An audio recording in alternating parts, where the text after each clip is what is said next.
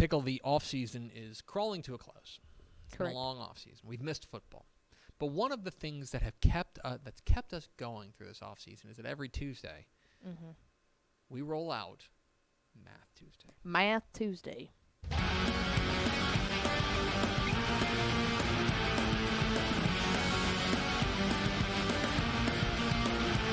Math Tuesday. It's Math Tuesday here on Texas Football Today, the final installment for 2023. I'm upset. I'm This sorry. is a day of mourning But you each know, year for me. like you understand why it's the last one, right? Like football's here.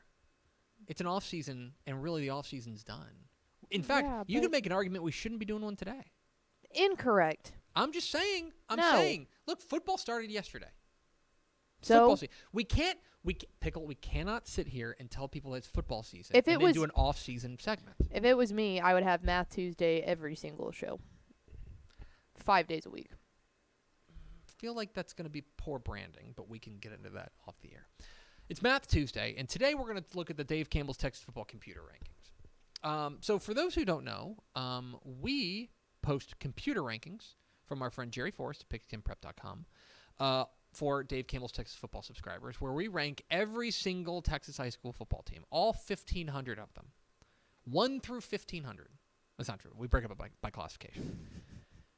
And the preseason rankings, it's easy to see why, how they come to how the computer comes to its conclusions in week 14, right? Because you've got 13 weeks of data, and you can say, okay, here's what these teams have all done over the last 13 weeks. Let's gather it all together, figure out what happens, and there's plenty of data to put together as far as a mid to late season ranking is concerned. Mm-hmm. The preseason rankings are a little bit of a mystery box because the computer takes in a ton of data and spits out what it thinks for the upcoming football season. But we have no actual on-field performance. So, for example, there are things the computer can't possibly know. Okay, the computer could not know Coaching that, changes. a team has a coaching change. The computer, For better or worse. or the computer can't know that it's the second year under a coach. We talk all the time about how there's that second year leap. The computer may not know that a team had a player a tough injury, Right. in the offseason or something like that. But the computer does have this wide array of information that it takes in. Okay, Like starters lost. starters and retained. lost and retained. What kind of players they are, what percentage of your all-district players are coming back? Do you have your quarterback back? That matters as well. What did your JV program do if you have a JV program? Things like that. Plus, what coaches think. We take into account what coaches think, and all that kind of stuff. And of course, what you've done recently. What you've done over the past 5-6 years, the computer takes that into account as well. There's a lot of data. And so what I think is interesting is if you dig a little deeper into our computer rankings, you can try to sniff out what teams the computer is foreseeing a leap for and which teams the computer is foreseeing a decline for. Specifically, what I went through is I took the final 2022 rankings. So, for example, Duncanville finished the year as the number 1 team in 6A last year. I don't think anyone has any questions about that. They went 15-0. They won a state championship. They beat North Shore. They beat DeSoto, the other state champion in 6A. They were pretty clearly the number 1 team to end 2022. Take the postseason rankings and compare them to the preseason rankings this year, where functionally you would think nothing should have changed in the minds of the computer except the data it got in, right?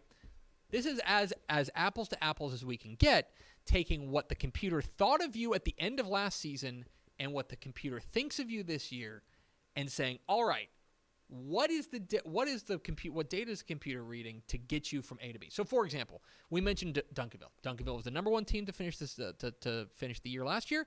They start the year as number 1 this year. Okay, let's take another example. Let's take a team like Spring Westfield.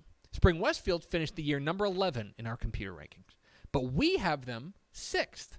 in our preseason rankings. So we think that they're going to take a modest leap and be a little bit better in 2022 or 2023, according to the computer. And so what I wanted to see was where were the widest gaps? Where were the programs that the computer thinks are going to be substantially better or substantially worse in 2023? So I picked the most substantial changes projected by the computer in each classification. So let's go with the teams. Start with the teams the computer thinks you need to be keeping an eye on because they're due for a leap. In 6A, let's go down to PSJA. And this is a little interesting. So PSJA started the year 4 or finished the year 4-7 last year. They finished 214th in the computer rankings. That's 214th out of 249. Okay, very clearly at the bottom of the rankings. But the computer really likes what they have coming back. Specifically, they really like the fact that they're going to have 6 starters on defense. They're going to have better depth. And the coaches that we talk to really think PSJA is going to be improved. They're a team that the computer thinks is going to take a leap. Another team, and this is a little bit harder to parse, but the computer is a big believer in San Antonio Piper. So the Warriors are entering their second year as a varsity program, and their first year as a varsity program went, I would say, about par for the course. They went 2-8, 2-4 in district play. But what the computer likes is they bring back every letterman, every starter, and the coaches that we have talked to have all sniffed out and said, hey, keep an eye on San Antonio Piper. This is going to be a team that is going to be a year older, and they're going to be better. The coaches tell us that Piper is going to be better, and the computer tends to agree. This next one's really interesting. The computer loves Houston Yates. They love the Lions this year. They finished 77th last year after finishing 5-6. The computer thinks they are going to be really good this year, up to just outside the top 25, 26. And that's just massive. That's a big leap. Especially because, all due respect to going from 214 to 134, that's a massive summation. Yes. But when you start looking at a program that's jumping from 77 into what is close to making our rankings that would be in the rankings, well, close to it, in 4A. Yeah. Pickle, there's only 99 teams in 4A Division 1. So I want you to think about that. They're moving from functionally the 4th quartile to the first quartile. Damn near the top quartile. Yeah. And what the computer likes is guys like Jaquan Brandon coming back. They bring back 6 starters on each side of the ball, and they're going to be good up front with guys like Jordan Andrews. This is a team that the computer is sniffing out and saying, watch out for the Lions. Same goes to stick kind of in major metro areas. Dallas Madison is a team that the computer is sounding alarms for. The computer loves what Dallas Madison brings back. Again, despite going 5-6, but they bring back 8 starters on offense, 6 starters on defense, and the offensive line and the secondary are going to be very good. They bring back a lot of their key playmakers from last year's team. They think they're going to be a lot better, moving from 83 to 48. I think part of it is also I think the computer thinks they underachieved last year. So that's another thing to keep an eye on. In 2A, this one kind of caught me by surprise. Wheeler. So Wheeler is a team that we haven't talked a ton about. Part of it is they went 1-9 last year. The Mustangs had a tough 2023. However, I want you to think about this. For a 2A team, 2A Division 2, they bring back every starter. 22 out of 22. Wow. They only lose 3 lettermen from last year's team. So yes, they took their lumps, but this is a team that the computer thinks all of the factors are in play for them to make an improvement. Plus, well, and that's huge. One thing to bring back all your starters like that, but to only lose 3 lettermen in total, that means you're bringing back your backups as well. Yes, they're bringing back now, depth. Again, 2A, there's not that many backups, but the guys that you need to be there in case of injury, they've got experience. If you have, I want you to think about this. They have 20 lettermen returning from last year's team. Albany has 11. Wow. Okay? Like, Wellington has 16. So, like... And those are the upper echelon. Those are upper crust teams. Yeah. So, as far as the experience is concerned, they're going to have plenty of experience, and the computer thinks that's going to manifest itself into a decent-sized leap. And the 1A ranks, this is a team that I kind of sounded the alarm on our 1A preview podcast. I think Nueces Canyon can be better. They're 2-8 from last year's team, but they bring back a lot of their core from last year's team. And one of the things that they really struggled with is that they were bit by injuries. And so when we talk with coaches, this is a big thing for coaches. Nueces Canyon was a team that the coaches sounded the alarm on. Nueces Canyon was really beat up last year, and coaches are telling us that last year's 2-8 mark is a product of them being beat up than it is for them being like bad. So the computer thinks they're going to take a leap. So those are the programs: PSJ, San Antonio Piper, Houston Yates, Dallas Madison, Wheeler, and Nueces Canyon that the computer thinks is going to fall back to earth. Or I'm sorry, going to take a leap. Now, let's go to the other side of this. And this is the computer. This is the teams that the computer is not quite buying in on. One of them in the 6A ranks is Katy Morton Ranch. Okay? The computer looks at what they did last year. They went 7-4, a playoff team, but they got hammered by graduation. Okay? Hammered by graduation. Just 3 starters back on each side of the ball. And where they lost their players. They lose an FBS quarterback in Josh Johnson. Mm-hmm. They lose a Division II running back in Santana Scott. They lose another FBS offensive lineman in Zach Session. The guys they lose were key components, and the computer's sniffing that out. The computer is not buying in on another big year for the Mavericks. 5A, Frisco Independence. Frisco Independence had pretty good year last year. They went, I believe, to the third round, made the playoffs, 8-3, but they got. You want to talk about maybe the heaviest graduation losses of anyone in Texas? Pickle. Last year they had 55 lettermen. Okay, they had 55 lettermen last year. I want you to guess how many they have coming back. Out of 55 lettermen from 2022. 50. I mean, how many they have coming back? Yes. 5. 7. 7 out of 55. I went to a Frisco Independence game this past year, and yeah, I mean that senior class was unbelievable. They were really, really great senior class, good. But they were clobbered by graduation. Yeah, that's crazy. So it's because it's a new school. Yeah, it's so still, this it's has still got a relatively newish school. Yeah. So. Was that the first graduating class of that school? What a good question. Or no. This would be like the second or third. Okay. Class. But like this was the best. That's like full. Class. Yeah, that's full cycle. Think about it being the third graduating class. That means that these kids were in the program from their sophomore year on, and are really one of the first established classes to go through an entire program. Computer's not buying in on independence. The same thing goes, and this surprised me because I'm actually kind of a fan of this team, but the computer is warning me off of Brazosport.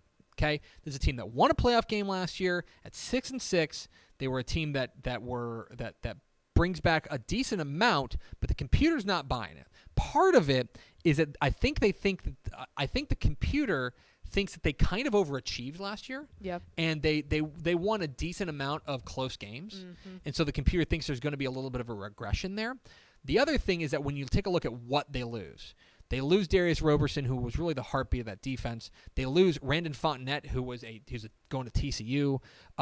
They are going to be a team that they think is going to take a little bit of a step back this year. Is Brazosport? In fact, we have them missing the playoffs. I don't know if I necessarily agree with that, but that's something to keep an eye on. In 3A, ARP.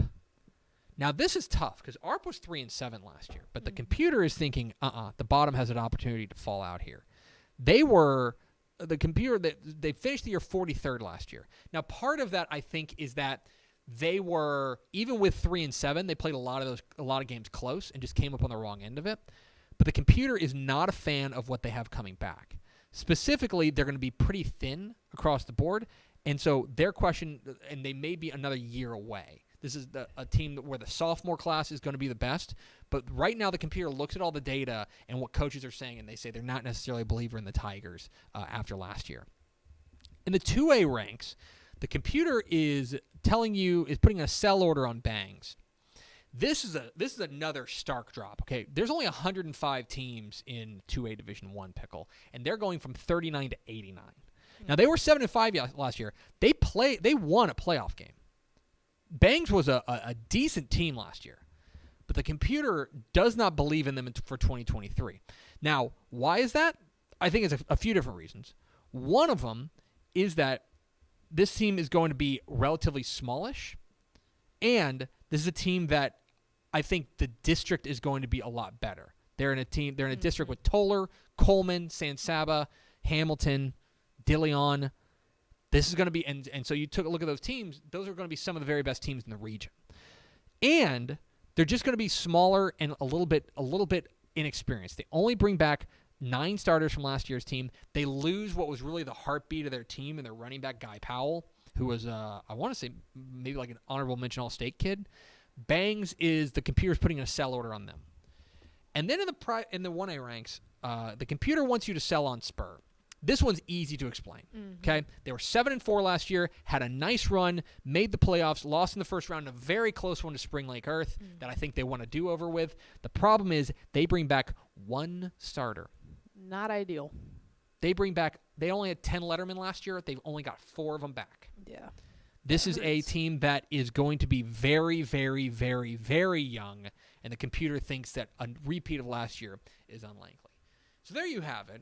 A look at what the computer is thinking as far as which teams could make a leap in 2023 and which teams may falter a little bit in 2023 from what they achieved in 2022. And that is the final 2023 installment of Math Tuesday. Math Tuesday. Do you want to run the intro again? No, I'll cry. I'll get too emotional.